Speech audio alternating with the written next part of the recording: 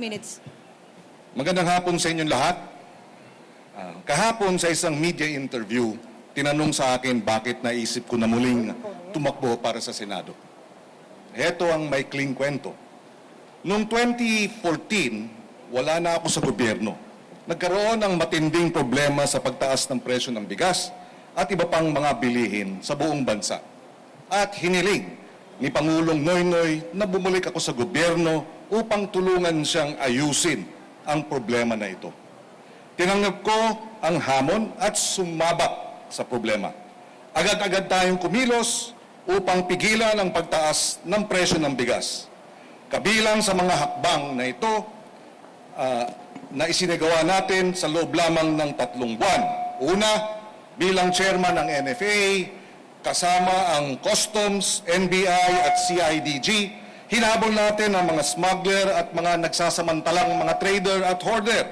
Kinumpiska ang halos kalahating bilyong pisong halagang smuggled na bigas, sinampahan ng kasong kriminal at administratibo, ni-revoke ang mga permit nila, sinampahan din ng mga kaso ang tiwaling NFA na opisyal sa 6 na rehiyon sa buong bansa. Pangalawa, sa unang pagkakataon sa 42-year history ng NFA, binago natin ang sistema ng importasyon, ginawa natin patas, tinigil natin ang pag-import ng overpriced na bigas mula sa Thailand at Vietnam, tinigil din ang tongpats. Dahil sa mga hakbang na ito, naibaba natin ang rice inflation mula 15% hanggang 0.8% within 1 year. Nanatiling 36 pesos a kilo hanggang 38 pesos a kilo ang ordinary commercial rice sa merkado. At naging sanhi ito ng lowest inflation rate sa buong bansa sa loob ng 20 years, umula pa noong 1995. Bumalik tayo sa gobyerno noon para ayusin ang problema ng mataas na presyo ng bigas at iba pang bilihin at naayos natin ito. Malaking problema ulit ngayon ang mataas na presyo ng bigas at iba pang bilihin. Kaya nais ko muling bumalik upang masolusyonan ang dinadaing ng ating mga kababayan.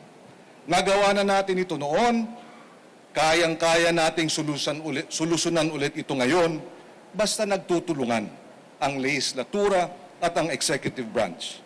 Handa tayong isantabi ang politika upang tulungan ang gobyerno dahil walang kulay politika ang gutom.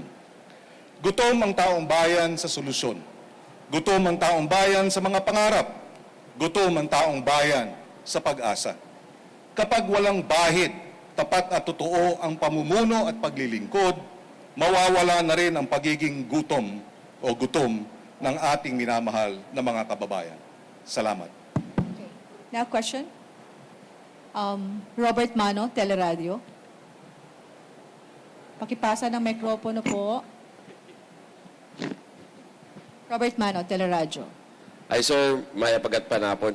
Sir, given the chance na makabalik kayo sa Senado, nung pong bago nyo iniwan ito, constitutional amendments po, yung inyong hinawakan na komite, kapag balik ninyo at ang binabagit nyo po sa talumpati nyo ngayon ay about the food security, ito po ba magiging banner ninyo ngayon sa pagbabalik Senado ninyo, yung hello pagkain na nababasa namin sa inyo sa social media? And then, last question, sir, nung campaign niyo for the vice presidential race, malaki yung naging role ng kabataan. Ngayon po, paano nyo pa rin ihimukin yung mga kabataan na iboto kayo at ano yung plano nyo sa kanila? Thank you. Maya Pagat Panapon, maraming salamat sa tanong. Yung unang katanungan, nung tayo tumakbo noong 2022, ang ating naging advokasya ay hello pagkain, goodbye gutom. Dahil matindi ang problema ng gutom sa ating bansa. At halos mahigit 1 dekada na tayong ang ating advokasya ay pagsasaka, pangingisda, food security. Naniniwala ako na hindi tayo maaring umabot sa developed nation status and magkaroon ng sustainable economic growth bilang isang bansa kung napapag-iwanan ang agrikultura at ang pangingisda. Unless we address the gaps in the agriculture and fisheries sector, we will never reach developed nation status. and we will be unable to achieve food security. Mataas ang presyo ng pagkain. Nagawa natin ang paraan nung tayo ay Food Security Secretary na ma-manage ng tama ang ating bigas na siyang naging dahilan para magkaroon ng sabi ko nga kanina, lowest inflation rate in 20 years. It can be done with good governance, with effective political will, going after yung mga nagsasamantala, yung mga kasabwat nila sa gobyerno, kayang gawin. We were able to do it then because buo ang suporta ni dating Pangulong Aquino, Noynoy Aquino, sa ating mga reforma. Walang dahilan para hindi magawa ngayon. Ang kinakailangan lang buo rin ang suporta ng Pangulong Marcos kasama si Secretary Kiko Laurel, magtutulungan ng executive at legislative branch para magawa ito. Sa usapin naman nung kabataan, ay talagang kakaiba ang naging pagtaya ng ating mga kabataan nung nakaraang halalan. At ako'y naniniwala sa mensahe natin ng tapat at totoong panunungkulan, sa ating mensahe na kinakailangan nating ituloy itong paninindigan para sa tapat na pamumuno, malinis na gobyerno. We will be able to inspire our young people to continue what we started out in the last election. Okay, Ms. Sherry Ann Torres from ABS-CBN. Hi sir, magandang hapon. Hello ma'am, Opo. long time no see. Oo nga, see you soon. Sen, nung 2022, alam naman na lahat, pwedeng sabihin na nagsakripisyo ka. Pwede ka pang magkaroon na isang term, pero sumama ka dun sa bandwagon, no, sa vice presidential elections. Ngayon, ang Senado, ang sabi nga masikip, tapos dominado ng taga-mayorya. Paano nyo tatrabahuhin na magkaroon kayo ng espasyo pabalik sa Senado, considering na, yun nga, solong bet ng LP, tapos sa mga survey, lumalabas na sa baba. Paano Yes. nyo gagawin? Unang-una yung mga survey na yan ay kasalukuyan yan. Hindi pa yan survey ng araw ng halalan. At marami tayong nakita sa nakaraan na yung mga nangingibabaw, number 1, number 2 sa survey sa umpisa ng kampanya, talo. At nakita na rin natin yung mga nasa ilalim, number 20, number 13, number 17, ay nananalo. In other words, uphill battle ito, but we will have to do our darnest best. Ika nga, ang tawag dito, maglilimos ng boto. No, we will have to work hard to get to make each vote count. And we are actually a coalition.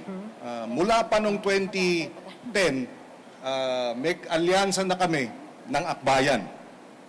In fact, ang campaign manager namin sa darating na halalan ay si Senator Risa Ontiveros ng Akbayan.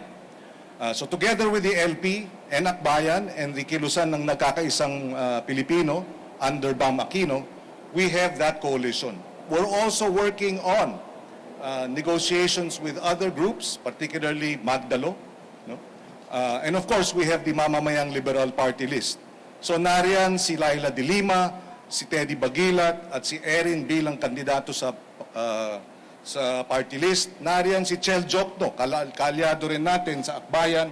Nariyan si Gary Alejano ng Magdalo.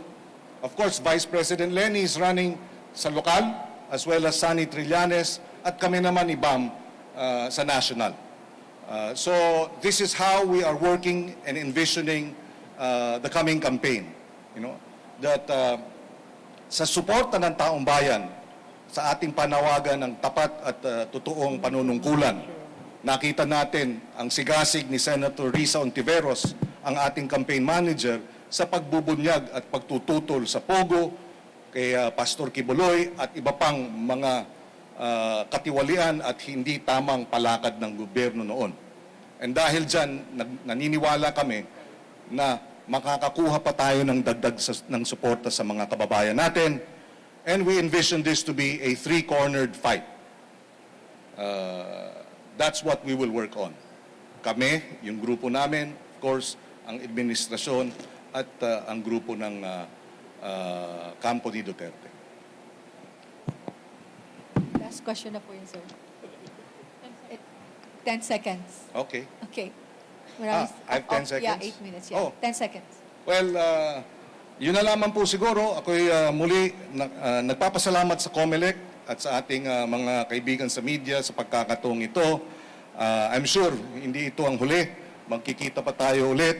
At nais ko rin, Nandun na po yung asawa. nais ko rin batiin ng misis ko dahil nandyan siya.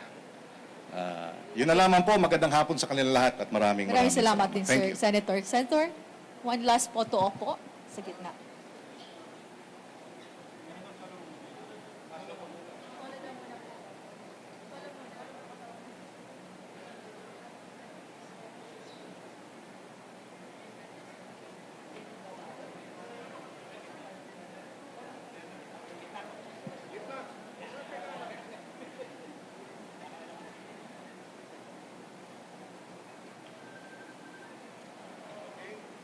Sharon, please join him. Okay na yan, Jay.